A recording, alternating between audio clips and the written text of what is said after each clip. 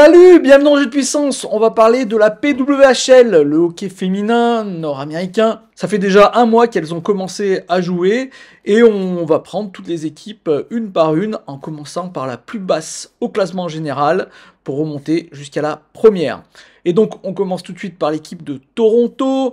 Toronto, une équipe qui s'améliore au cours des derniers matchs, avec une victoire en tir de barrage contre Montréal et une deuxième victoire en match réglementaire contre New York. Donc c'est un peu mieux pour Toronto. Il faut dire qu'elles avaient commencé un peu difficilement ce championnat. Les principaux problèmes de Toronto, on peut parler des problèmes vu les difficultés qu'elles ont eues, ont été qu'en termes de gardienne, ça n'a pas été vraiment ça.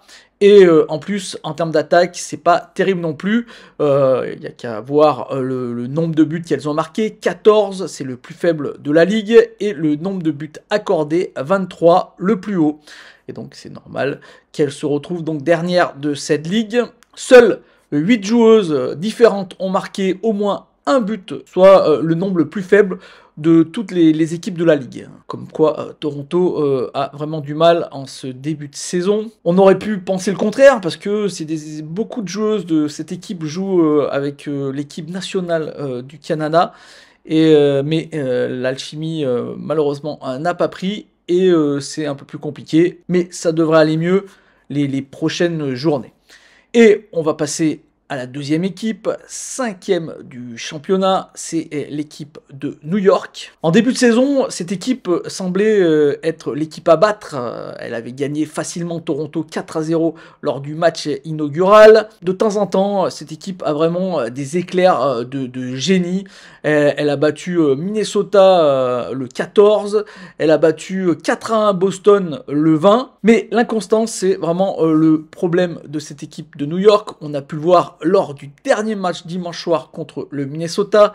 Deux périodes vraiment catastrophiques, désastreuses, mais elles ont eu la chance d'avoir leur gardienne Ivy Levy dans les buts, ce qui leur a permis de récupérer au moins un point. Elle n'est pas la seule gardienne à se distinguer dans les cages de New York. L'autre gardienne, Cory Schneider, est sans conteste la meilleure gardienne de New York d'ailleurs en ce début de saison, avec un pourcentage d'arrêt de 94,6% en 5 matchs. Les gardiennes auront besoin d'être soutenues par d'autres joueuses comme Alex Carpenter, Elia Shelton. Dans l'ensemble, l'équipe doit améliorer ses rotations, ses transitions vers l'arrière de la glace et commencer à mettre plus de pression dans la zone offensive. Il va falloir que ces joueuses accélèrent le rythme et aux entraîneurs de faire des ajustements nécessaires pour maximiser l'effectif. Tout cela n'a pas été fait et c'est pour ça que malgré un début de saison assez prometteur, l'équipe a sombré, a perdu de plus en plus de matchs et se retrouve 5e de cette ligue. La 4e de cette ligue, c'est l'équipe d'Ottawa. On pouvait se demander en début de saison si cette équipe aurait assez de force, d'impact pour rivaliser avec les autres équipes plus riches en vedettes. Et jusqu'à présent, on peut dire que c'est le cas. Ottawa est très très fort en supériorité numérique. Elle a un taux de 30%. L'équipe a un taux de 30%, ce qui est assez énorme. D'ailleurs, ça représente 40% des buts jusqu'à présent de l'équipe. Mais est-ce que c'est une stratégie durable pour l'avenir ? On sait très bien que les équipes doivent aussi performer et surtout à 5 contre 5 car on n'a pas tout le temps des jeux de puissance et de plus avec les règles de la PWHL on peut avoir un jeu de puissance et le perdre assez rapidement si on se prend un but en désavantage numérique. Donc cette équipe va devoir se concentrer sur son jeu à 5 contre 5 et trouver des solutions pour marquer à 5 contre 5 tout en gardant toujours cette efficacité en supériorité numérique qui a permis à cette équipe de se retrouver 4e de ce classement et d'être un peu la surprise pour l'instant de ce début de saison.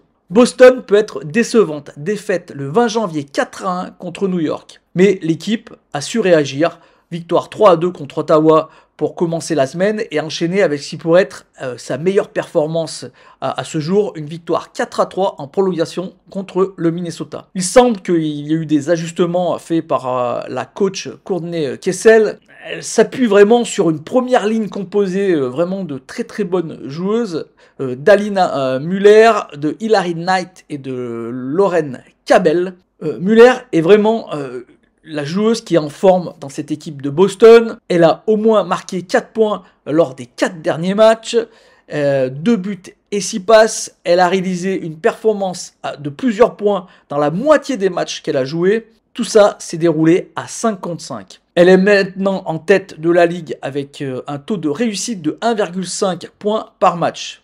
Gabel s'est montré très à l'aise sur son aile jusqu'à présent et Knight a enfin réussi à marquer ses premiers points de la saison avec un but et une passe dans ce fameux match contre le Minnesota. En parlant de Hilary Knight qui a déçu pour l'instant en début de saison, il faut dire qu'elle a c'est elle qui tire le plus dans cette équipe, 25 tirs, mais elle a un taux de réussite vraiment très très bas, 4%. Et il est évident que quand ce taux de réussite va augmenter, Boston va se retrouver vraiment avec en plus une joueuse qui va continuer à marquer, à avoir des points. Et donc attention à Boston pour le reste du championnat. Parlons de Montréal. Montréal qui est la seule équipe qui a battu en temps réglementaire la première équipe de la Ligue, le Minnesota, qui fait un très très bon début de saison. Il faut dire que en termes de gardienne dans les cages, bah, ça tourne vraiment très très bien. 46 arrêts pour Hélène Chouli et 43 arrêts pour Anne-Renée Desbiens. D'ailleurs, c'est ces deux gardiennes qui ont fait les meilleures performances de la PWHL dans les cages. En plus, il y a la meilleure joueuse du monde pour les experts avec Marie-Philippe Poulain, qui est d'ailleurs à égalité à la tête de la ligue pour le nombre de buts, et en plus deuxième pour les points, pour vous dire à quel niveau est cette Marie-Philippe Poulain. Donc vraiment, tout va bien du côté de Montréal, mais attention, car comme vous pouvez l'entendre, c'est qu'elles ont fait beaucoup d'arrêts, les gardiennes, c'est parce qu'il y a beaucoup de frappes, beaucoup de tirs du côté des gardiennes, du côté de la cage de Montréal. Et oui, du côté de la défense, ça pêche beaucoup. Et c'est vraiment ce point-là que les coachs vont devoir régler. Beaucoup trop de tirs, 185 vers Desbiens par exemple, c'est ce qui est un chiffre vraiment assez énorme par rapport au reste de la ligue.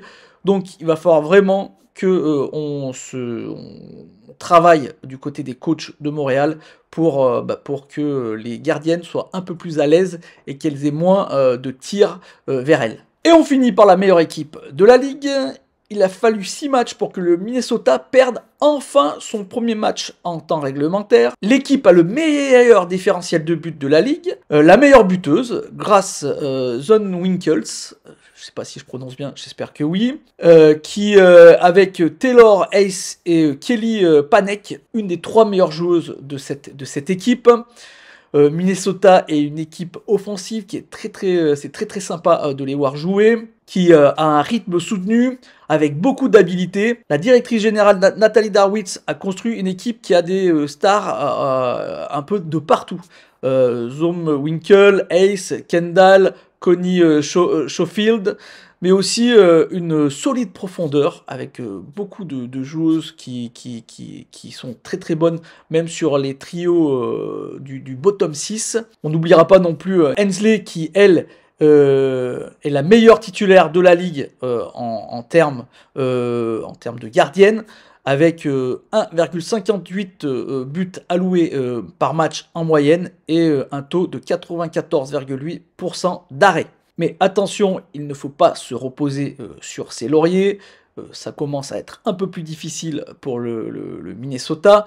La défaite contre Montréal en temps réglementaire a sonné un peu l'alerte pour cette équipe et il va falloir vraiment reprendre les fondamentaux qu'ils avaient en début de saison pour continuer à être aussi performants si elles veulent garder leur première place. Voilà, j'ai fait un petit tour de la PWHL après un mois d'existence. J'espère que cette petite vidéo vous a plu. Si c'est le cas, n'hésitez pas à faire un petit like, un petit commentaire ou à la partager. Moi, je vous dis à bientôt pour de nouvelles news de la PWHL et de la NHL. Ciao!